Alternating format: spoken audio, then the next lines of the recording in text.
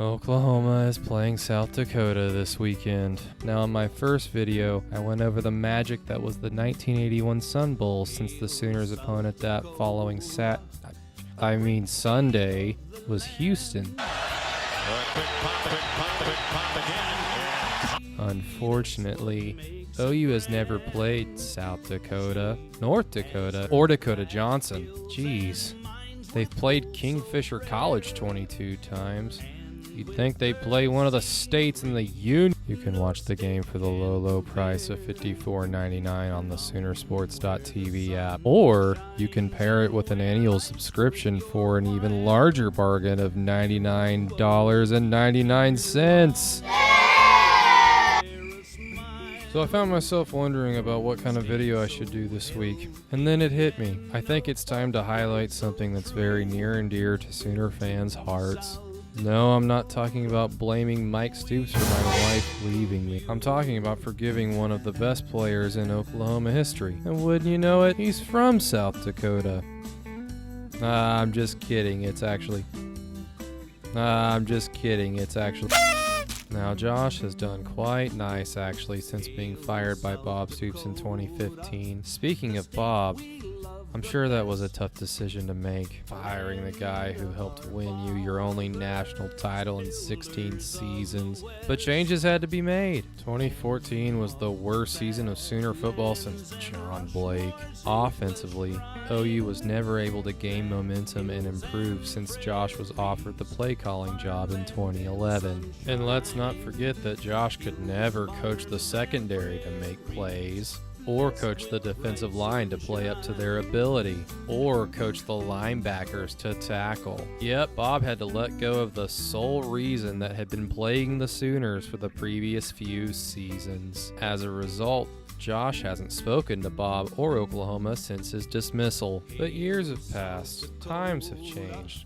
I think it's time to forgive and forget. But history, man, you don't seem that enthused about it. Have you not moved on from the atrocious period of football from 2011 to 2014 where OU squandered so much NFL talent? I'm glad you asked, numbnuts. Allow me to carefully explain why it's best for all parties, Oklahoma, Josh, and Bob, to move on from any bad blood that remains and remember the good times. But first, the bad. As I said before, when Josh was handed the keys to an offense led by Landry Jones and Ryan Broyles, along with future NFL players like Kenny Stills and Lane Johnson, the makings for a historic offense were all there. The only problem was that the play caller had no idea what he was doing on a philosophical level. Why, history, man, you absolute ass. This is a football video, not a college course. Specifically, as 2011, 2012, and 2013 played out, Oklahoma's offense would go from throwing the ball 70% of the time in one particular game to running the ball 70% of the time in another. They would go from a Mike Leach air raid to a variation of a power rushing team out of that silly pre-Riley pistol formation. There were times I had no idea what OU would roll out offensively on Saturdays. It would often lead to inconsistent play, which will get you beat when you play good teams and not Kansas. During Heupel's 4-year reign as play caller, Oklahoma went 6-10 against teams who finished that particular season ranked. That just isn't good enough.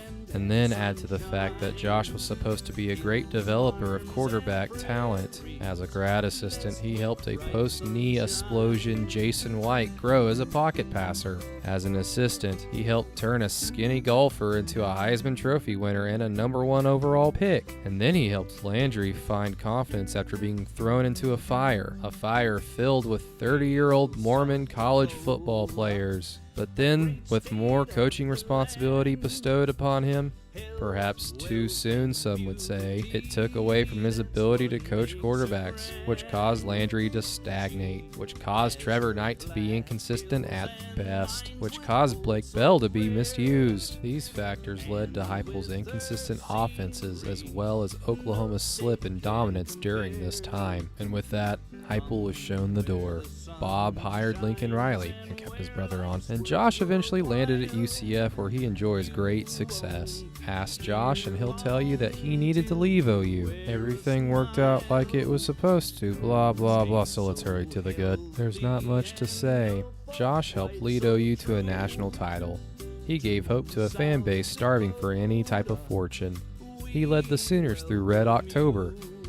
And he caused so many middle-aged OU fans to incorrectly call a shuffle pass, whatever the hell that is. Josh is a Sooner legend. It's a shame that the final memories OU fans have of him is only as a lackluster play caller. As time moved on, it seems that a lot of the problems weren't at Josh's feet anyway. Of course, I'm happy with Lincoln Riley, too. But with the 2000 national title nearing its 20-year anniversary, it would be a shame for Josh to not be recognized publicly at Owen Field in some future ceremony. I can forgive him.